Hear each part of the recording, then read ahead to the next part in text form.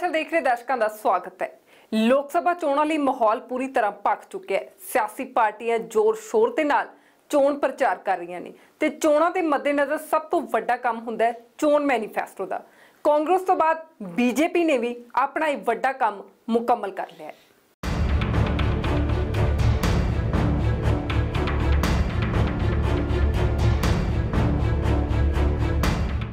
लोक सभा चोणां लई माहौल पूरी तरह पक चुका है। कांग्रेस तो बाद अज बीजेपी ने भी चोण मैनीफेस्टो जारी कर दिता है। बीजेपी ने संकल्प पत्र के नां हेठ अपना घोषणा पत्र जारी किया है। दूजी बार सत्ता च आउण दे मंतव नाल बीजेपी ने वड्डे वड्डे वादियां वाला चोण मैनीफेस्टो जनता दी कचहरी च उतार दिता है। बीजेपी ने किसानां दे नाल नाल व्यापारी वर्ग दा भी दिल जितण दी पूरी कोशिश की है। राष्ट्रवाद के प्रति हमारी पूरी प्रतिबद्धता है और इतना ही नहीं, आतंकवाद का जहां तक प्रश्न है उसके प्रति हमारी जीरो टॉलरेंस की पॉलिसी थी, है और जब तक आतंकवाद समाप्त नहीं होगा तब तक हमारी यह जीरो टॉलरेंस की पॉलिसी आतंकवाद के प्रति रहेगी। यूनिफॉर्म सिविल कोड, इसके प्रति, इसको लागू करने के प्रति हमारी प्रतिबद्धता थी, है, इस काम को करेंगे। भारत में होने वाले इनफिल्ट्रेशन, अवैध घुसपैठ को रोकने के लिए जितनी भी सख्ती करनी होगी हम वो सख्ती करेंगे, लेकिन घुसपैठ को पूरी तरह से रोकेंगे। सिटीजनशिप अमेंडमेंट बिल के बारे में भी स्पष्ट करना चाहता हूं कि बिल्कुल दो टूक शब्दों में सिटीजनशिप अमेंडमेंट बिल को हम संसद के दोनों सदनों से पास कराएंगे और उसे हम लागू करेंगे। लेकिन यह भी आश्वस्त करना चाहते हैं, हम किसी भी राज्य की, चाहे कल्चरल हो अथवा लिंग्विस्टिक हो, आइडेंटिटी पर आंच नहीं आने देंगे। जो भी उनकी पहचान है उसकी पूरी तरह हम प्रिजर्व करेंगे उसे, और उसे हम पूरी तरह से प्रोटेक्ट करेंगे। सब मिला जुला कर कहना हो तो मैं कह सकता हूं कि देश की सुरक्षा के साथ हमारी सरकार किसी भी सूरत में समझौता नहीं करेगी। राम मंदिर का जहां तक प्रश्न है, पिछले चुनावी घोषणा पत्र में भी हम लोगों ने जो संकल्प किया था उसी संकल्प को हम दोहराते हैं। सभी संभावनाओं को तलाश करेंगे और हमारा यह प्रयत्न होगा कि जल्दी से जल्दी सौहार्दपूर्ण वातावरण में भव्य राम मंदिर का निर्माण हो जाए। मैं यहां पर जो इस देश का सबसे बड़ा प्रोड्यूसर और सबसे बड़ा कंज्यूमर है, फार्मर, उसके बारे में कहना चाहूंगा। हमारे प्रधानमंत्री जी ने शासन की बागडोर संभालते ही कहा था कि हम 2022 आते आते किसानों की आमदनी दोगुना करेंगे। यह हम फिर से अपने उसी संकल्प को दोहरा रहे हैं और उस दिशा में हम 5 वर्षों में तेजी से आगे बढ़े हैं। घोषणा इस संकल्प पत्र में यह भी कहा है कि 1 लाख तक का जो क्रेडिट कार्ड पर लोन मिलता है, 1 लाख तक का क्रेडिट कार्ड पर जो लोन मिलता है उस पर 5 वर्षों के लिए रेट ऑफ इंटरेस्ट 0% होगा, 0% ब्याज दर पर 1 लाख का वो कर्ज लेंगे। हम लोगों ने फैसला किया है कि हमारे प्रधानमंत्री जी ने, अध्यक्ष जी ने, कि 25 लाख करोड़ तक का ग्रामीण क्षेत्र के विकास पर 5 वर्षों में खर्च करेंगे। 25 लाख करोड़। अभी हाल में ही एक किसान सम्मान निधि योजना आदरणीय प्रधानमंत्री जी के द्वारा लॉन्च की गई थी। यानी एक इनकम सपोर्ट था इस देश के किसानों के लिए। 6,000 रुपया प्रति वर्ष जिनके पास 2 हेक्टेयर से कम की जमीन है उनको दिया जाएगा। पहली किस्त जा चुकी है, दूसरी किस्त जाने वाली है। स्मॉल और मार्जिनल फार्मर्स, छोटे और सीमांत किसानों को पेंशन की सुविधा भी देंगे 60 वर्ष के बाद। यह भी संकल्प पत्र में कहा है कि हम देश के छोटे दुकानदारों को भी पेंशन की सुविधा 60 वर्ष के बाद मुहैया कराएंगे। चुनाव को लेकर इस देश को बहुत बड़े खर्च का वहन करना पड़ता है, बहुत बड़े खर्च की जिम्मेदारी संभालनी पड़ती है। पैसा किसका खर्च होता है? जो हमारे देश के आम नागरिकों की जेब से पैसा आता है, करों के रूप में, वही खर्च होता है। कोई भी संवेदनशील प्रधानमंत्री होगा, स्वाभाविक रूप से उसके मन के अंदर यह भाव पैदा होगा। तो प्रधानमंत्री जी ने उसी समय कहा, देश की जनता का आह्वान किया था, इस पर बहस होनी चाहिए कि देश में सारे चुनाव साथ हों, हर महीने चुनाव नहीं होने चाहिए। तो यह भी हम लोगों ने यह संकल्प इसमें लिया है कि हम इस पर बहस करेंगे और इस पर कंसेंसस बनाएंगे। यह भी हम लोगों का संकल्प है। चोण मैनीफेस्टो जारी करन समय बीजेपी के सीनियर नेता लाल कृष्ण अडवाणी ते मुरली मनोहर जोशी स्टेज ते दिखाई नहीं दिते। स्टेज ते सिर्फ प्रधानमंत्री नरेंद्र मोदी, पार्टी प्रधान अमित शाह, चोन मैनीफेस्टो कमेटी के प्रधान राजनाथ सिंह ते अरुण जेटली, सुषमा स्वराज, थावरचंद गहलोत ते रामलाल मौजूद रहे। साल 2014 ते इस तो पहला लगभग हर मौके ते लाल कृष्ण अडवाणी ते मुरली मनोहर जोशी की मौजूदगी ही बीजेपी ने लोक सभा चोणां लई चोन मैनीफेस्टो जारी किए सन। साझा स्पैशल से रोकते हैं फिलहाल एक ब्रेक के लिए। ब्रेक के उस पर खास पेशकश जारी रहेगी।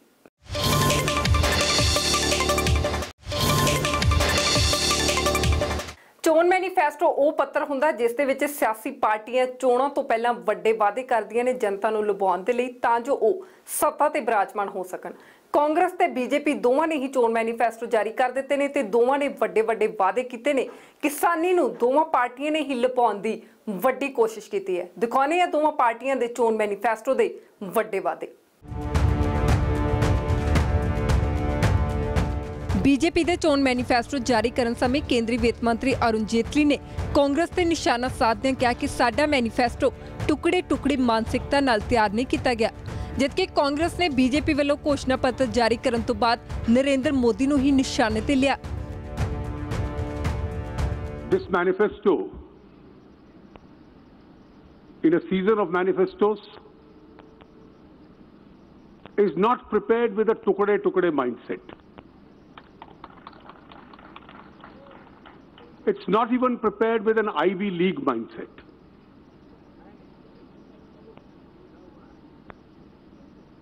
This has been prepared with a strong nationalist vision, and it has been prepared after a detailed consultation by a committee headed by Shri Rajnath Singh Ji across the country, and is therefore rooted in Indian realities. Those who failed in the past for decades, not for years, can manufacture fresh ideas for the future. But those who have delivered in the past have a credibility to offer a roadmap for the future. कि इसमें सिर्फ मैं ही मैं हूं। एक तरफ जनता है, Congress party है, एक तरफ सिर्फ मैं ही मैं हूं, क्योंकि मैं, मेरा और मेरा अहंकार, न तो इनको कोई देश से वास्ता है, न अपने दल से वास्ता है, न अपने दल के नेताओं से वास्ता है। मैं समझता हूं कि ये जो घोषणा पत्र है ये झूठ बनाम न्याय है, और मैं समझता हूं कि ये सिर्फ और सिर्फ झूठ का गुब्बारा है। कहते हैं कि मैं समझता हूं कि ये जो मैनिफेस्टो जारी किया, इससे तो अच्छा था कि ये माफ़ीनामा जाहिर करते, क्योंकि 5 साल में कुछ भी नहीं हुआ है, और हमेशा उनका जो मैनिफेस्टो होता है, घोषणा पत्र होता है, वो तो साइड पे रह जाता है। सिर्फ इनकी जो दुकान चलती है गिमिक्स और हथकंडों पे चलती है। झांसों में फांसो। जब साल 2014 के घोषणा पत्र के 125 सवाल खड़े हों, तो आज के झांसा पत्र, ये संकल्प पत्र नहीं है, आज के झांसा पत्र पर भरोसा कैसे करें। फिर एक बार उन्होंने किया झांसा पत्र तैयार, फिर एक बार उन्होंने किया झांसा पत्र तैयार। देश की जनता खारिज करेगी इस बार, और झोला उठाकर हो जाओ जाने को तैयार। मोदी सरकार ने देश के विश्वास में विष घोल दिया है। देश को आज सरकार पर भरोसा करना भारी पड़ रहा है। इस बात की पुष्टि हम नहीं, स्वयं 2014 के घोषणा पत्र भाजपा की कमेटी के प्रमुख श्री मुरली मनोहर जोशी ने की। जब उनसे पूछा कि मोदी सरकार के 5 साल के बाद कितने नंबर देंगे, तो उन्होंने कहा, एंड आई कोट, कॉपी में कुछ लिखा हो तो नंबर दूं, अनकोट। काम के नाम पर मोदी नाम के विद्यार्थी की कापी कोरी पड़ी है।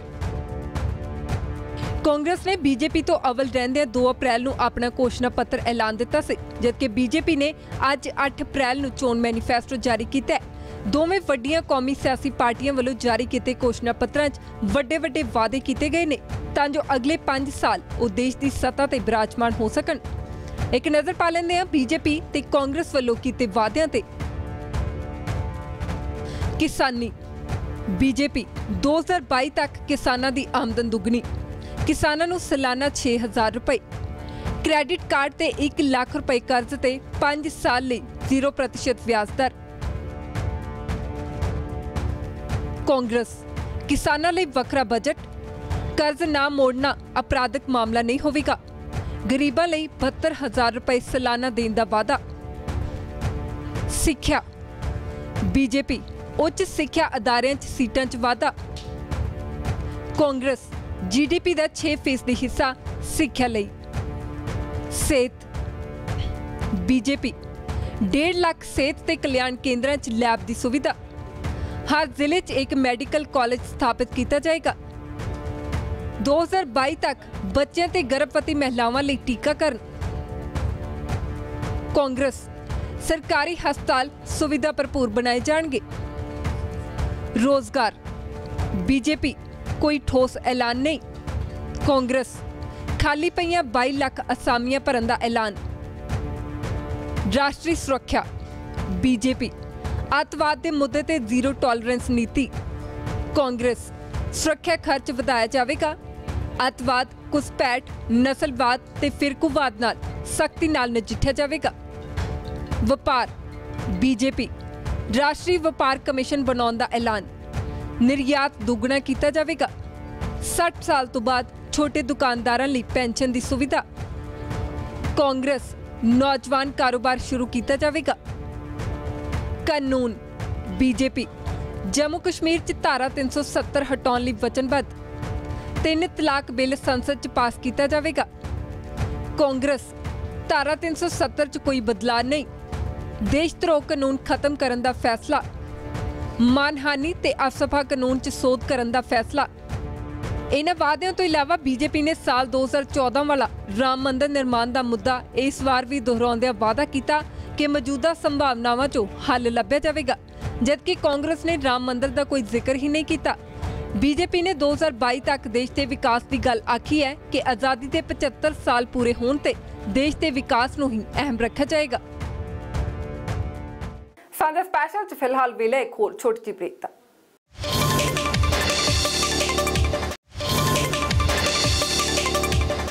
ਬੇਸ਼ੱਕ ਬੀਜੇਪੀ ਆਪਣੇ ਵੱਲੋਂ ਜਾਰੀ ਕੀਤੇ ਗਏ ਚੋਣ ਮੈਨੀਫੈਸਟੋ ਨੂੰ ਦੇਸ਼ ਦੇ ਵਿਕਾਸ ਦੇ ਲਈ ਕਾਫੀ ਅਹਿਮ ਦੱਸ ਰਹੀ ਹੈ, ਪਰ ਦੂਜੇ ਪਾਸੇ ਕਾਂਗਰਸ ਨੇ ਬੀਜੇਪੀ ਦੇ ਚੋਣ ਮੈਨੀਫੈਸਟੋ ਨੂੰ ਸੰਕਲਪ ਪੱਤਰ ਨੂੰ ਝਾਂਸਾ ਪੱਤਰ ਕਰਾਰ ਦਿੱਤਾ ਹੈ ਤੇ ਕਾਂਗਰਸ ਦਾ ਇਹ ਵੀ ਕਹਿਣਾ ਕਿ ਬੀਜੇਪੀ ਨੂੰ ਸੰਕਲਪ ਪੱਤਰ ਨਹੀਂ, ਮਾਫੀਨਾਮਾ ਜਾਰੀ ਕਰਨਾ ਚਾਹੀਦਾ ਸੀ। ਬੀਜੇਪੀ ਦੇ ਚੋਣ ਮੈਨੀਫੈਸਟੋ ਜਾਰੀ ਕਰਨ ਤੋਂ ਬਾਅਦ ਪ੍ਰਧਾਨ ਮੰਤਰੀ ਨਰਿੰਦਰ ਮੋਦੀ ਨੇ वन मिशन वन डायरेक्शन का दावा किया है।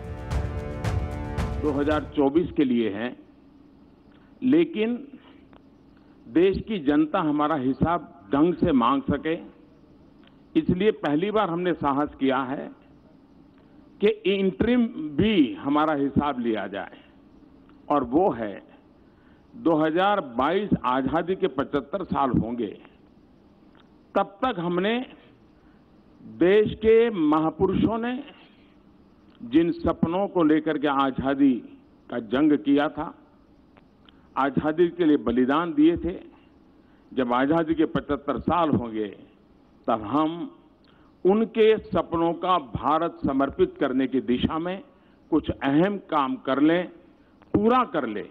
इस उद्देश्य से 75 वर्ष 75 लक्ष्य ये हमने तय किए हैं।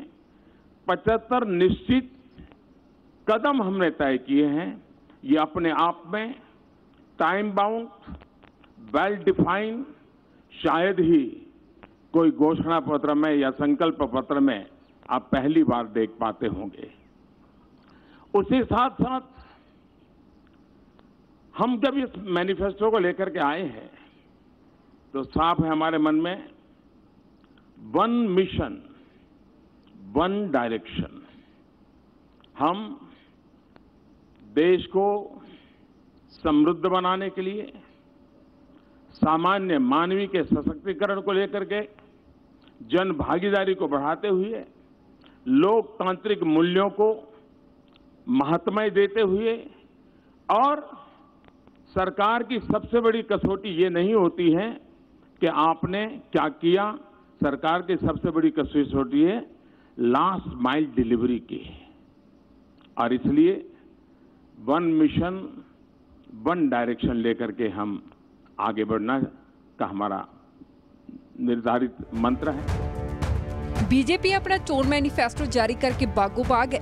75 वादे बीजेपी ने घोषणा पत्र च कीते ने, पर कांग्रेस बीजेपी दे मैनीफेस्टो दे मुद्दे ते पार्टी नूं घेर रही है। दरअसल कांग्रेस नूं बीजेपी दा मैनीफेस्टो बहुता जचिया नहीं। कांग्रेस ने बीजेपी दे मैनीफेस्टो दी 11 झूठ जनता सामने रखने दा दावा कीता है। मोदी जी की झूठी घोषणाओं का जो इस बार भी लिखी हैं, हमने उनमें से 11 बड़ी झूठी घोषणाएं निकाली हैं, उनका सच। सबसे पहले तो मैं ये कहूंगा कि झांसों का गुब्बारा, और जैसा आदरणीय अहमद पटेल जी ने कहा, बनाम न्याय का सहारा। आज ना अमित शाह जी ने, ना राजनाथ सिंह जी ने, ना जेटली जी ने, ना सुषमा जी ने, ना नरेंद्र मोदी जी ने कुछ शब्दों का नाम ही नहीं लिया। पहला, नौकरी और रोजगार, ये बिल्कुल घोषणा पत्र के भाषणों में चर्चा से गायब था। दूसरा, नोटबंदी, जिसको मोदी जी कहते थे कि बहुत बड़ा कार्य उन्होंने किया है, आज नोटबंदी की चर्चा नहीं हुई। तीसरा, जीएसटी, व्यापारी और दुकानदार पर जो वार किया गया है, आज उस जटिल जीएसटी की कोई चर्चा, एक शब्द उसका बोला नहीं गया।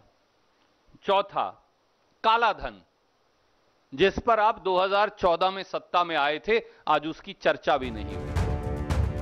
बीजेपी ਨੂੰ संकल्प पत्र नहीं सगों माफीनामा जारी करना चाहिए सी, इस शब्द की तीर कस्या सुरजेवाला ने।